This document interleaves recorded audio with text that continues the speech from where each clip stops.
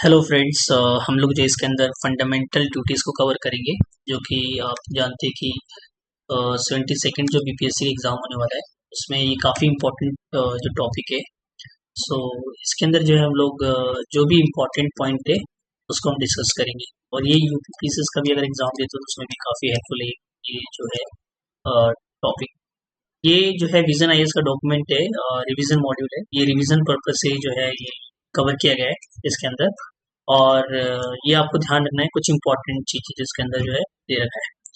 तो स्टार्ट करते हैं सबसे पहले सम इम्पोर्टेंट इन्फॉर्मेशन। जैसे सबसे पहले आपको पता होना चाहिए जो फंडामेंटल जो ड्यूटीज है ये not mention in original constitution, यानी कॉन्स्टिट्यूशन के अंदर मेंशन नहीं है ओरिजिनली। ठीक है, बेस्ड ऑन दी किसके जो है कमिटी रिकमेंडेशन से बना था, तो स्वर्ण सिंह जो कमिटी था रिकमेंडेशन 1976 में दिया था उन्होंने।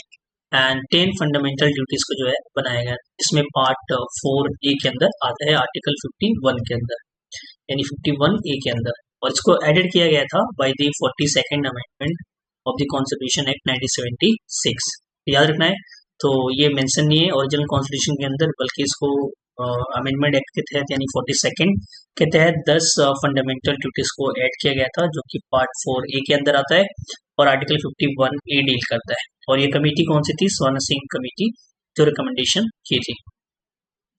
रिकमेंडेशन सच ड्यूटी टू पे टैक्स, इसके अलावा जो है और भी रिकमेंडेशन है, जैसे ड्यूटी टू पे taxes, penalty for non compliance of the duty were not incorporated in the constitution, जबकि ये सब भी था रिकमेंडेशन के अंदर, बट ये ऐड नहीं किया गया।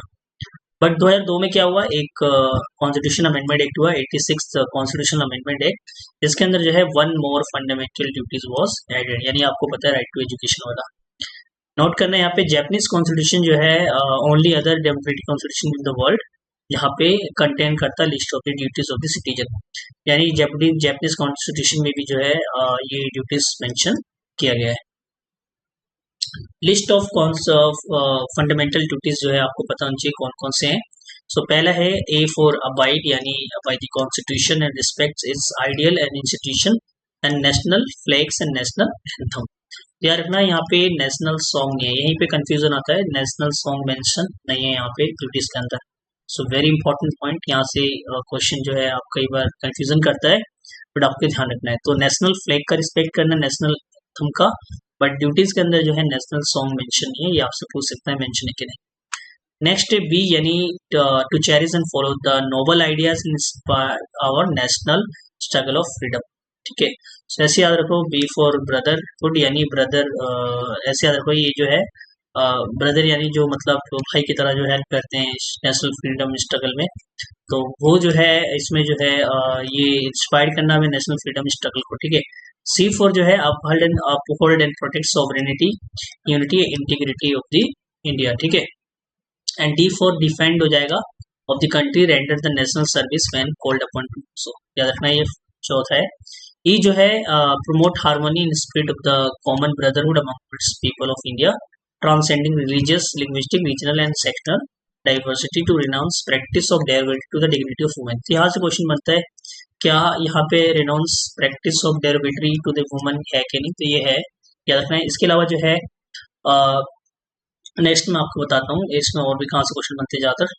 To value and preserve the rich heritage of our composite culture, ये तो पता ही है आपको। टू जी जो है उसके बाद जी आता है, जी फॉर आपको प्रोटेक्ट करने, इम्प्रूव करना नेचुरल इन्वायरमेंट को, जी फॉर ऐसे आपको ग्रीन, यानी नेचुरल इन्वायरमेंट की जो है आपको प्रोटेक्ट करना है, इंक्लूड फॉरेस्ट हो गया, लेक हो गया, रिवर हो गया, वाइल्ड लाइफ हो गया, and to have compassion of the living creature. फिर एच हो गया आपका to develop scientific temper and humanism. ठीक है, so spirit of inquiry and reform. उसके बाद आई जो है आपको पता होना चाहिए, to safeguard the public property and observe violence. ये वर्ड भी जो है कई बार क्वेश्चन आते हैं एग्जाम में, ऑब्जर्व वायलेंस है कि नहीं इसके अंदर, तो ये है। ठीक है, J for to strive toward the excellence in knowledge sphere, individual and collective activity, so that national constantly rise to the higher level of endeavour and achievement. And K जो है आपको पता होना चाहिए, 86 कॉन्स्टिट्यूशन अमेंडमेंट एक्ट 2002 में add किया गया था, who is parent and guardian to provide opportunity for education to his child as his may be or ward between the age of the 16 to 14 years, यानी 6 से 14 साल के बीच में जो है ये राइट टू एजुकेशन के तहत जो है ये जिम्मेदारी होती है पेरेंट्स की, गार्डियन की, जो है वो एजुकेशन प्रोवाइड करें।